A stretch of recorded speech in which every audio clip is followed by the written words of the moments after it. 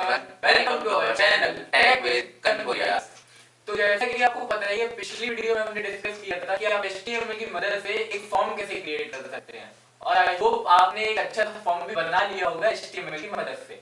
चलिए अब जानते हैं आज इस वीडियो में और आप क्या जानने वाले हैं। तो आज आप इस वीडियो में जानने वाले हैं semantic tags, IDs and classes के बारे में। तो विदाउट वेस्टिंग योर टाइम चलते हैं अपनी कंप्यूटर स्क्रीन पर।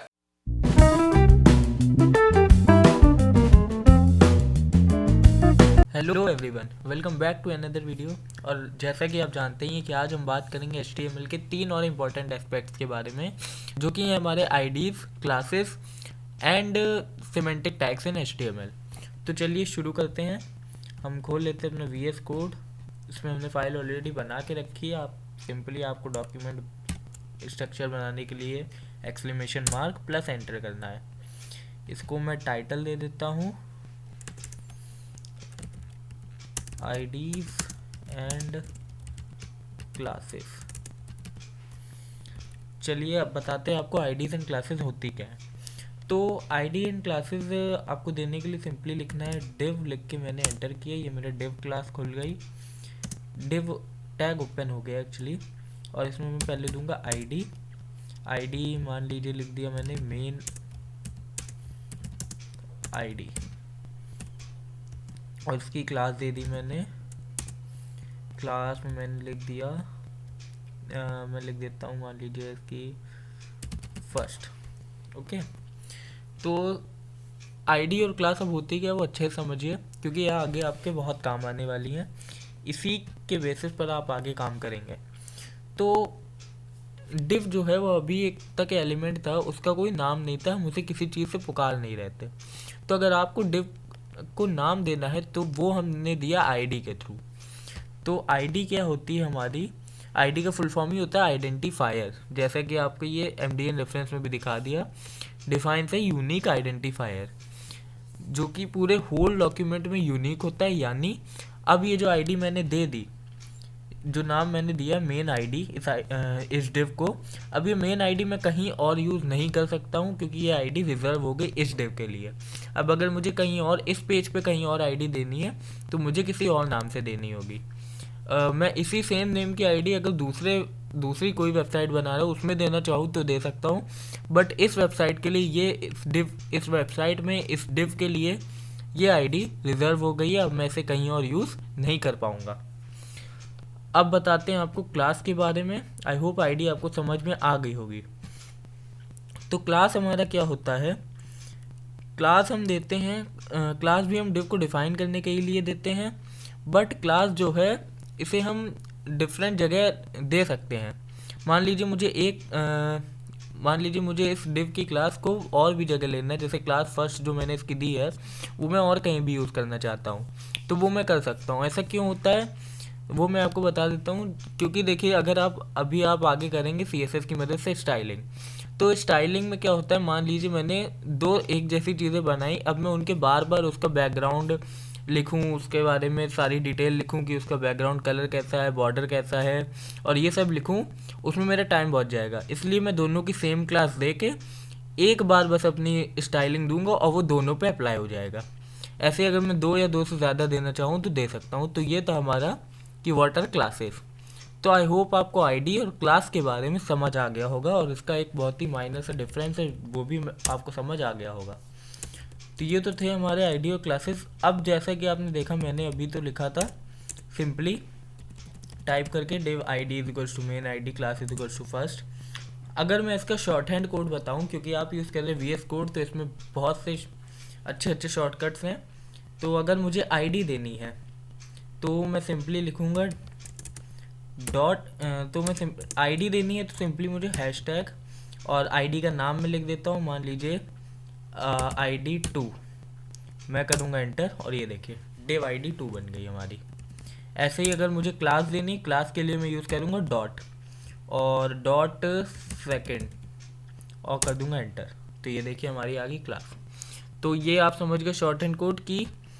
मैं एक बार यहाँ लिख भी देता हूँ, dot are used for classes and hash are used for for IDs.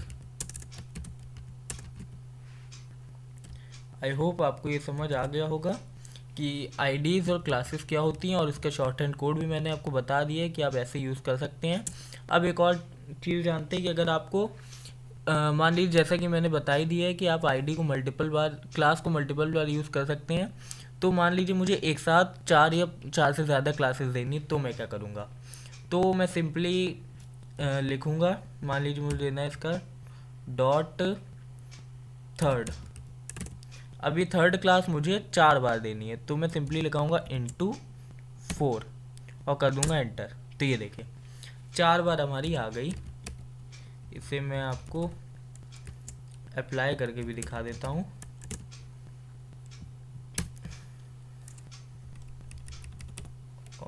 First, second, third और ये फोर्थ।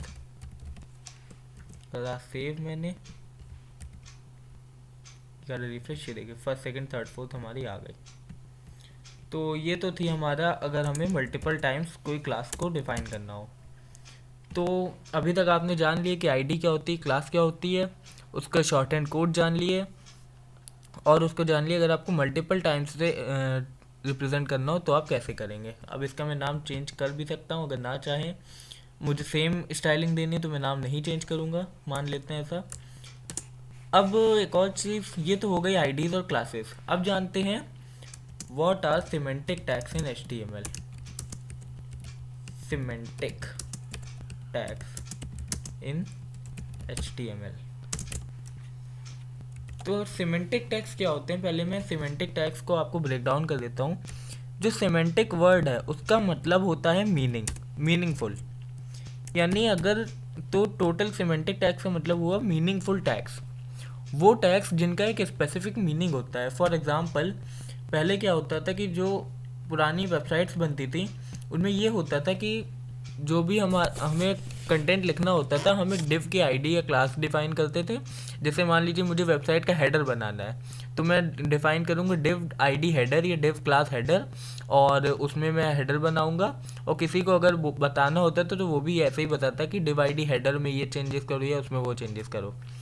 बट अब क्या हो गया है, मॉडर्न HTML और CSS आने के बाद हमारे बहुत से मीनिंगफुल टैग्स भी आ गए हैं। कुछ टैग्स मैंने एक शॉर्ट में डिस्कस करे भी थे, तो मैं आपको दिखा देता हूँ।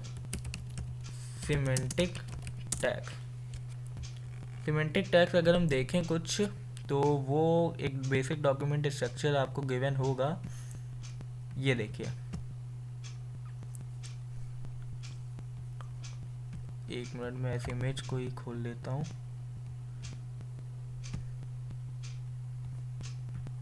ये देखिए, ये हमारी इमेज है, इसमें आप देख सकते हैं हमारा हेडर है, नैब है, सेक्शन है, आर्टिकल है, ये सब का एक अब स्पेसिफिक मीनिंग है। हेडर हमारा सबसे ऊपर होगा जिसमें हम सारी चीज़ें हमारी लिंक्स गिवन रहती हैं, और नैब बार भी आप जानते ही हैं। सेक्शन टैग में हम जो भी हमें अपना कंटेंट लिखना है, एक या किसी चीज़ का स्पेसिफिक सेक्शन है वो डिफाइन करते हैं। आर्टिकल में हम आर्टिकल्स लिख सकते हैं। एसाइड में आपने देखा होगा बहुत से कंटेंट लिखा जाता है। फुटर में हम बाकी की डिटेल्स बची हुई जैसे कॉन्टैक्ट्स वगैरह। तो ये हो गए हमारे, ये जो लगे हैं टैग्स, ये सब है हमारे सिमेंटिक टैग्स जिनका एक स्पेसिफिक मीनिंग है और ये उसी काम के लिए इस्तेमाल होंगे और किसी काम के लिए नहीं। तो इसलिए आए हमारे सिमेंटिक टैग्स। अब अगर मैं दिखाऊँ आपको एक अप्लाई करके, तो ये देखिए इसमें W3 स्कूल्स की साइट पे भी आपको दिया है सिमेंटिक टैग्स। ये देखिए ये पूरी लिस्ट आ गई सिमेंटिक टैग्स की,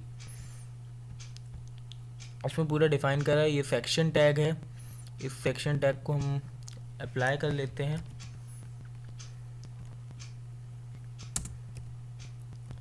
इसे मैंने करा सेव।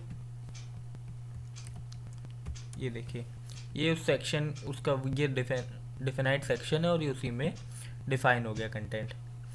ऐसे ही और भी सिमेंटिक टैग्स होते हैं जो आपको घर पे प्रैक्टिस करने हैं, इन्हें आपको अप्लाई करके देखना है और कमेंट्स में बताइएगा आपको फेवरेट सिमेंटिक टैग कौन सा है।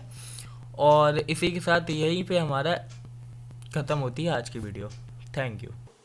तो यहीं पर समाप्त हुआ हमारा HTML का कोर्स। आई होप आपको सब कुछ समझ में आ गया होगा। आपके जो भी डाउट्स हैं आप हमें कमेंट सेक्शन में बता दीजिएगा और ऐसे ही इंटरेस्टिंग वीडियोस के लिए चैनल के साथ जुड़े रहिएगा, क्योंकि ऐसे इंटरेस्टिंग वीडियोस और बहुत से इंटरेस्टिंग लोगों से भी हम आपको इस चैनल पे मिलवाने वाले हैं, जो अपनी लाइफ में बहुत ज्यादा सक्सेसफुल है इस फील्ड में।